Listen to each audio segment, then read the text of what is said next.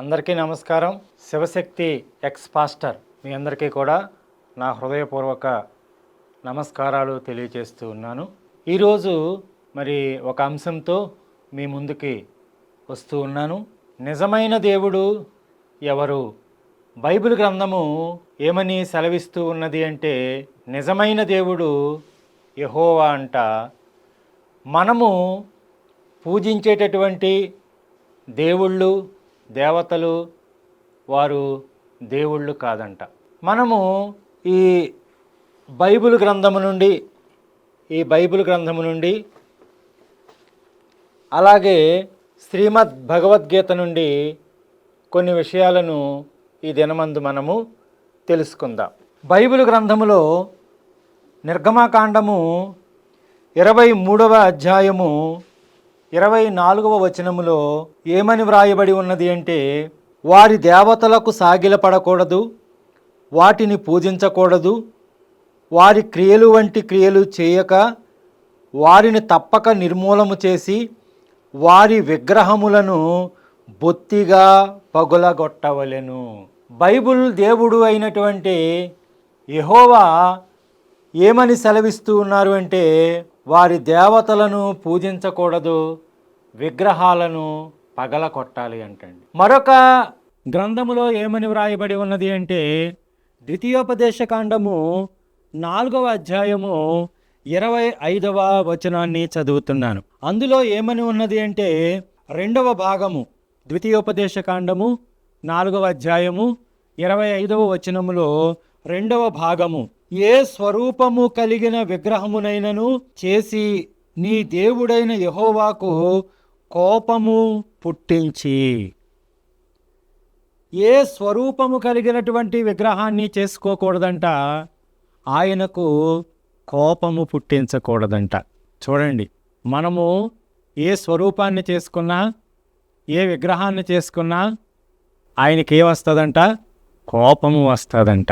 ఆయన ఒక్కడే దేవుడంట, ఆయన్నే నమ్మాలంట, ఆయన్నే ఆరాధించాలంట.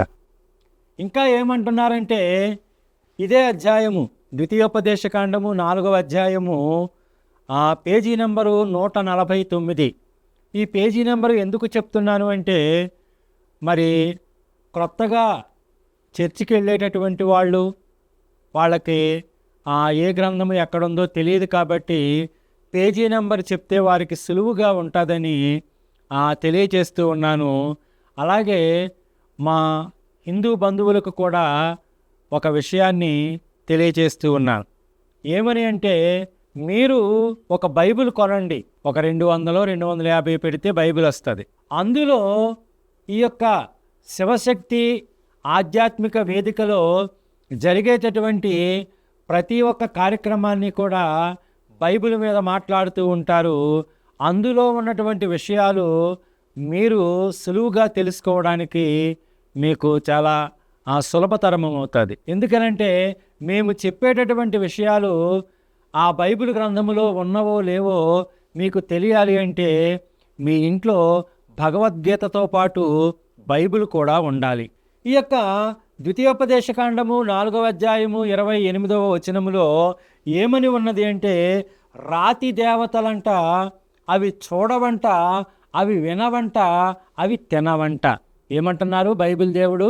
మనము పూజించేటటువంటి ఏ దేవీ దేవతలు దేవుళ్ళై ఉన్నారో వాళ్ళంతా కూడా రాతి దేవతలంట. అవి చూడవంట, వినవంట, తినవంట. మరి మన యొక్క ఉద్దేశం ఏమిటి? మన దేవుళ్ళు పాదాల యొద్ద మనము పెట్టినటువంటి పదార్థములు వారు దీవిస్తారు అనేటటువంటి ఆలోచన మనము కలిగి ఉంటాం. మనము ఏ దేవుళ్ళనైతే, ఏ దేవతలనైతే ఆరాధిస్తూ ఉన్నామో వారికి నైవేద్యంగా మనము పెట్టేటటువంటిది వారి యొక్క పాదాల దగ్గర పెడితే, వాటిని మనము కొలిచేటటువంటి దేవీ దేవతలు వాటిని దీవిస్తారు అనేటటువంటి ఒక నమ్మకము మనము కలిగి ఉంటాము. వాటిని కళ్ళకు హద్దుకొని మనము ఆ యొక్క ప్రసాదాన్ని స్వీకరిస్తాం. మరి బైబిల్ దేవుడైన యెహోవా ఏమంటున్నారు అంటే, రాతి దేవతలు, చూడవు, వినవు, తినవు. చూడండి, ఆ వచనాన్ని చదువుతున్నాను. ద్వితీయోపదేశకాండము 4వ అధ్యాయము 28వ వచనము. అక్కడ మీరు మనుష్యుల చేతి పని అయిన కర్ర, రాతి దేవతలను పూజించెదరు. అవి చూడవు, వినవు, తినవు, వాసన చూడవు. ఎన్ని విషయాలు చెప్పారండి? అవి చూడవు, వినవు, తినవు, వాసన చూడవు. ఎంత చులకనగా మాట్లాడుతూ ఉన్నారో చూడండి బైబిల్ దేవుడు. మరి మన దేవీ దేవతలు వినవు, తినవు, చూడవు, వాసన చూడవు అంటున్నారు కదా. ఈ యొక్క బైబిల్ దేవుడైనటువంటి యెహోవా ఏమి తింటారో తెలుసా? ఒకసారి చూద్దాం రండి. లేవీకాండము పేజీ నెంబరు 82. లేవీకాండము 3వ అధ్యాయము 9వ వచనము నుండి 11వ వచనము వరకు. 1 కొవ్వు తింటారంట, 2 ముడ్డిపోస తింటారంట, 3 తోక తింటారంట, 4 2 మూత్ర గ్రంథులు తింటారంట. యెహోవాకి ఆహారం అంట. చూడండి, కావాలితే బైబిల్ మీరు దగ్గర పెట్టుకొని ఈ వీడియో వీక్షిస్తున్నటువంటి అశేషమైనటువంటి ప్రజానీకానికి, ఇందులో క్రైస్తవులు ఉండొచ్చు, మా హిందూ బంధువులు ఉండొచ్చు, యెహోవా దేవుని యొక్క ఆహారము. అదే మన దేవుళ్ళైతే, మన దేవతలైతే వారి పాదాల దగ్గర పెట్టినటువంటి ఆహారాన్ని వారు ఏం చేస్తారంటే దీవిస్తారు. వాటిని మనము కళ్ళకు హత్తుకొని తింటాము. ఇంకానంటండి, ఈ యెహోవా దేవుడు ఏమంటున్నారో తెలుసా? బైబిల్ దేవుడు సకల దేవతలు ఆయనకి నమస్కారం చేస్తారంట.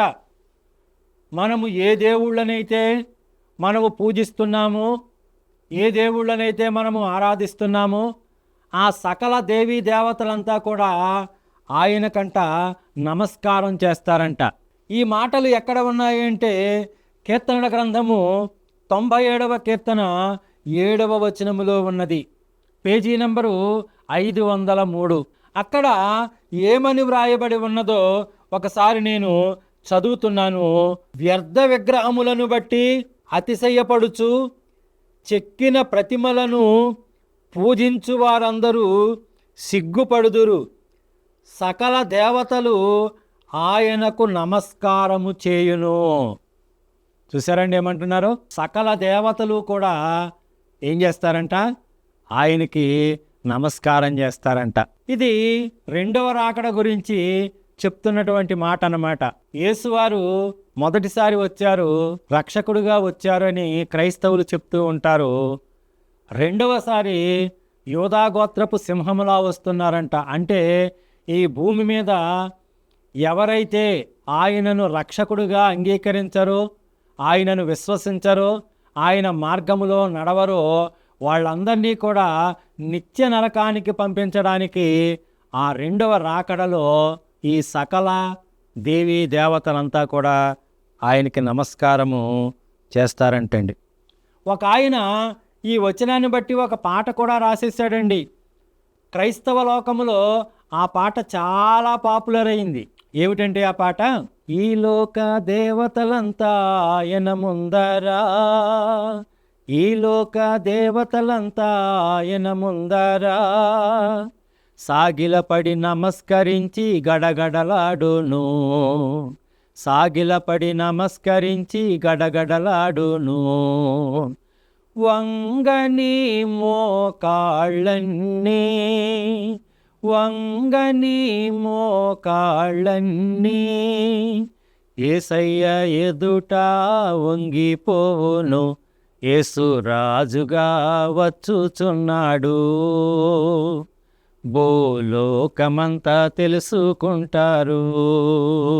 ఈ పాట, ఈ వచనాన్ని బట్టి ఒక భక్తుడు రాసేశాడండి.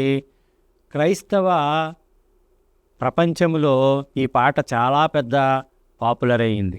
మనము ఆరాధించేటటువంటి దేవీ దేవతలు, ఏ దేవుళ్ళైతే ఉన్నారో వాళ్ళంతా కూడా యేసయ్య ముందు నమస్కారం చేస్తారంట, పాదాభివందనం చేస్తారంట. ఎంత దుర్మార్గమో చూడండి. బైబిల్ దేవుడు మాట్లాడుతున్నటువంటి మాటలు. ఏమండి, యేసువారు రాకడ ఎక్స్పైర్ అయిపోయిందండి. ఆ సంగతి క్రైస్తవ లోకానికి తెలుసు. అయినప్పటికీ కూడా ఇంకా యేసు వస్తున్నాడు, యేసు వస్తున్నాడు, యేసు వస్తున్నాడు, పొద్దున్న వస్తాడో తెలియదు, మధ్యాహ్నం వస్తాడో తెలియదు, రాత్రి వస్తాడో తెలియదు, అర్ధరాత్రి వస్తాడో తెలియదు, తెల్లారుజామున వస్తాడో తెలియదు, ఎప్పుడు వస్తాడో తెలియదని విశ్వాసులను మభ్యపెడుతూ ఉంటారు. మీరు చాలా జాగ్రత్తగా ఉండాలి. ఏ టైంలో అన్నా వచ్చేయచ్చైనా దొంగవలే వస్తాడు. ఎలా వస్తాడంట? దొంగవలే వస్తాడంట. పుట్టినప్పుడేమో యూదులకు రాజుగా పుట్టినవాడు ఎక్కడా అని అడిగారు జ్ఞానులు వచ్చి. కానీ ఆయన పశువుల తొట్టెలో పరుండబెట్టారు ఆయన్ని. ఎక్కడ పుట్టాడో తెలియదు. నడి రోడ్లో పుట్టాడో లేకపోతే పశువుల పాకలో పుట్టాడో ఎక్కడ పుట్టాడో తెలియదు. కానీ ఆయన మాత్రము పశువులు తాగేటటువంటి ఆ కుడితి ఏదైతే పోస్తూ ఉంటారో ఆ తొట్టెలో పరుండబెట్టారంట. ఇప్పుడు ఎలా వస్తున్నారంట? సెకండ్ కమింగ్ దొంగలా వస్తున్నాడంట. ఫస్ట్ ఏమో రాజుగా పుట్టలేదు, ఇప్పుడేమో దొంగోళ్ళలా వస్తున్నాడంట. మీరు చాలా జాగ్రత్తగా ఉండండి అని విశ్వాసులను భయపెట్టి బోధిస్తూ ఉంటారు పాస్టర్స్. అయితే అది ఎక్స్పైర్ అయిపోయిందండి ఆ మాట. చూడండి, నేను చూపిస్తాను. మత్తయి సువార్త 16వ అధ్యాయము 27, 28 వచనాలు నేను చదువుతున్నాను. మనుష్య కుమారుడు తన తండ్రి మహిమ గలవాడై తన దూతలతో కూడా రాబోచున్నాడు. అప్పుడు ఆయన ఎవని క్రియల చొప్పున వానికి ప్రతిఫలమిచ్చును. 28వ వచనం, ఇక్కడ నిలిచి ఉన్న వారిలో కొందరు మనుష్య కుమారుడు తన రాజ్యముతో వచ్చుట చూచు వరకు మరణము రుచి చూడరని నిశ్చయముగా మీతో చెప్పుచున్నాను. నేను యేసువారిని సిలువ వేసిన తర్వాత ఆయన 3వ దినము లేచిన తర్వాత కొన్ని దినాలు ఈ భూమి మీద ఉన్న తర్వాత 40 దినాలు భూమి మీద ఉన్నారని చెప్తూ ఉంటారు. ఆయన వెళ్ళిపోతూ ఉన్నాడనమాట. ఎక్కడి నుండి వచ్చాడో మళ్ళీ అక్కడికి, ఆ లోకానికి, పరలోకానికి వెళ్ళిపోతూ ఉన్నాడు. ఆ వెళ్ళిపోయేటప్పుడు అక్కడ ఆ కొండ దగ్గర ఎవరైతే ఉన్నారో, ఆ వెళ్ళిపోయేటటువంటి స్థలములో ఎవరైతే ఉన్నారో అక్కడ వాళ్ళందరితో చెప్తున్నారు. ఏమని? నేను మళ్ళా నా తండ్రి మహిమతో వస్తాను, దూతలతో వస్తాను. ఆ వచ్చేటప్పటికి ఇక్కడ ఉన్నటువంటి వారిలో కొంతమంది మరణాన్ని చూడరంట. మరి వాళ్ళు ఎప్పటి వరకు బ్రతికున్నారా? 2024 సంవత్సరాలు అయింది. వాళ్ళు ఎప్పటి వరకు బ్రతికున్నారా? ఇంకా రాలేదు. మరి ఎక్స్పైర్ అయిపోయింది కదా. యేసు రాలేదు, వాళ్ళు చచ్చిపోయారు. అందుకని యేసు ఇంకా రాడు, అలాగా వస్తాడని పాస్టర్లు విశ్వాసులను మభ్యపెడతారు. యేసు వచ్చేదేమీ ఉండదండి. ఈ బైబిల్ దేవుడు ఆయన ఒక నియంత. ఆయన చెప్పిందే జరగాలి అనేటటువంటి ఉద్దేశము కలిగినటువంటి వాడు. మన దేవుళ్ళు, మనము ఆరాధించేటటువంటి దేవుళ్ళు వాళ్ళంట నిజమైనటువంటి దేవుళ్ళు కారంట. వాళ్ళందరూ కూడా రాళ్ళంట.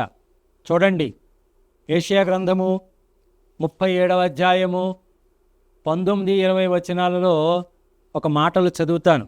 మన దేవుళ్ళు నిజమైన దేవుళ్ళు కారంట, ఆయనే నిజమైన దేవుడు, అద్వితీయ దేవుడు అంట. ఆ మాటలు చదువుతున్నాను చూడండి. వారి దేవతలను అగ్నిలో వేసినది నిజమే, ఆ రాజ్యముల దేవతలు నిజమైన దేవుడు కాక మనుష్యుల చేత చేయబడిన కర్రలు, రాళ్ళు గాని దేవతలు కావు. గనుక వారు వారిని నిర్మూలము చేసిరి. 20వ వచనం, యెహోవా లోకమందున్న నీవే నిజముగా, నీవే అద్వితీయ దేవుడవైన యెహోవావని సమస్త జనులు తెలుసుకొనున్నట్లు. ఎవరంటండి ఈయన? ఈయనే నిజమైన దేవుడంట, అద్వితీయ దేవుడంట. ఈయన ఒక్కడినే మనము నమ్మాలంట, ఈయన ఒక్కడినే ఆరాధించాలంట. ఈయన మాటకి మనము ఓ అని గజగజ గజగజ ఒడికిపోవాలంట. బైబిల్ చెప్తున్నది ఇది. మరైతే మన దేవుళ్ళు ఏమంటున్నారు? మన యొక్క భగవద్గీత ఏమంటా ఉన్నది? శ్రీమద్ భగవద్గీత.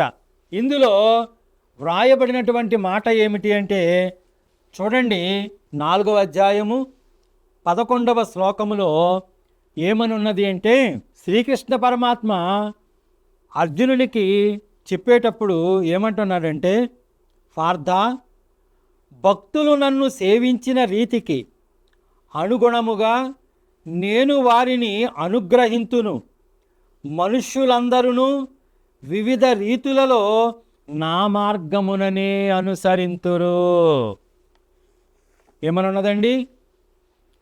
ఏ రూపమున నన్ను పూజిస్తారో ఆ రూపమున నేను వారిని అనుగ్రహిస్తాను అని శ్రీకృష్ణ పరమాత్మ తెలియజేస్తూ ఉన్నారు.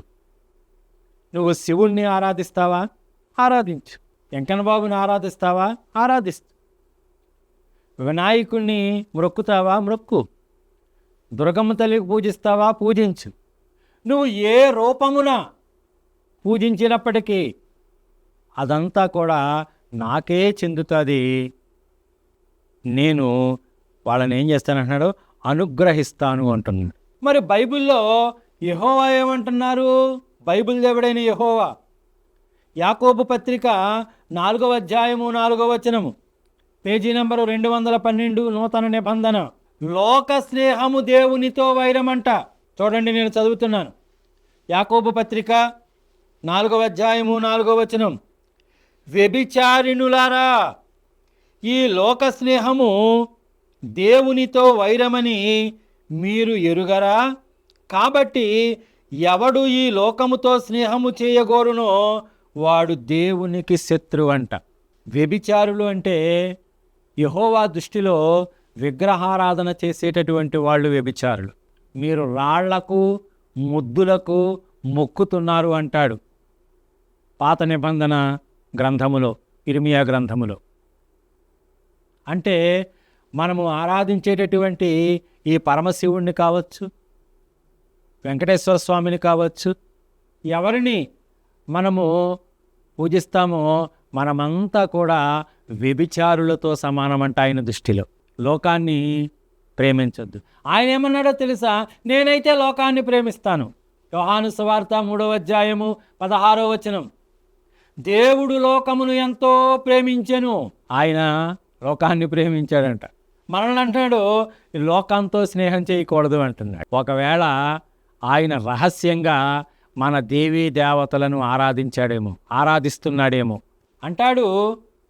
యోహాను రాసినటువంటి మొదటి పత్రిక 2వ అధ్యాయము 15వ వచనములో, లోకాన్ని కానీ లోకములో ఉన్నదాన్ని కానీ ప్రేమించకండి. యోహాను రాసినటువంటి మొదటి పత్రిక 2వ అధ్యాయము 15వ వచనములో అంటాడు. మత్తయి సువార్త 10వ అధ్యాయము 37వ వచనములో, తల్లినైనను తండ్రినైనను నాకంటే ఎక్కువగా ప్రేమించకండి. తల్లినైనను తండ్రినైనా ఆయన కంటే ఎక్కువగా వీళ్ళని ప్రేమించకూడదంట. మరి భగవద్గీత ఏమని చెప్తా ఉన్నదో తెలుసా? చూడండి, భగవద్గీతలో 12వ అధ్యాయము 13వ శ్లోకము, సకల ప్రాణులను ప్రేమించువారు నాకు భక్తులు, నాకు ఇష్టులు. చూడండి, ఇక్కడ ఏమని వ్రాయబడి ఉన్నది అంటే, శ్రీమద్ భగవద్గీతలో, ఏ ప్రాణియందును ద్వేషభావము లేనివాడును, పైగా సర్వప్రాణుల యందును అవ్యజమైన ప్రేమ కరుణా కలవాడు నాకు భక్తుడు, నాకు ప్రియుడు. ప్రతి ప్రాణిని ప్రేమించండి అని శ్రీకృష్ణ పరమాత్మ తెలియచేస్తూ ఉన్నారు. సకల ప్రాణులను ప్రేమించండి. అలాంటి వారు నాకు భక్తులు, నాకు ఇష్టులు. బైబిల్ దేవుడు ఏమంటున్నాడంటే, మీరు నన్నే ఆరాధించండి, నన్నే పూజించండి, నా మాటే వినండి అంటున్నాడు బైబిల్ దేవుడు. శ్రీకృష్ణ పరమాత్మ ఏమంటున్నారంటే, ఏ రూపమున నీవు నన్ను ఆరాధిస్తావో ఆ రూపమున నేను నీకు అనుగ్రహిస్తానని 4వ అధ్యాయము 11వ శ్లోకములో ఉంది. కాబట్టి ఈ యొక్క కార్యక్రమమును వీక్షిస్తున్నటువంటి అశేషమైనటువంటి ప్రజానీకానికి చెప్పేటటువంటిది ఏమిటంటే, మీరు జాగ్రత్తగా ఈ యొక్క ఛానల్ని ఫాలో అవుతూ ఉండండి, లైక్ చేయండి, సబ్స్క్రైబ్ చేసుకోండి. మరి నేను చెప్పేటటువంటి ఈ యొక్క వాక్యము, అందులో ఉన్నటువంటి భావము జాగ్రత్తగా అర్థం చేసుకోండి. చక్కగా మీ ఇంట్లో భగవద్గీత పెట్టుకోండి, ప్రతిరోజు చదవండి. మేము చెప్పేటటువంటి మాటలు ఈ బైబిల్లోనూ భగవద్గీతలోనూ ఉన్నాయో లేదో చూడండి. దానికి దీనికి ఉన్నటువంటి తేడాను మీరు తెలుసుకోండి. మీరు క్రైస్తవ్యంలో ఉండాలా, అందులోంచి బయటకు రావాలా? లేకపోతే కొత్తగా చర్చికి వెళ్ళేటటువంటి వాళ్ళు మీరు చేస్తున్నటువంటి ఆ యొక్క భక్తిని విడిచిపెట్టి మరి చర్చికి వెళ్ళి ఆ యేసుని కానీ యెహోవాని కానీ నమ్మాలా, నమ్మక్కర్లేదా అనేది నిర్ణయం మీరే తీసుకోండి. మీ అందరికీ కూడా నమస్కారము. జై శ్రీరామ్. భారత్ మాతాకి జై.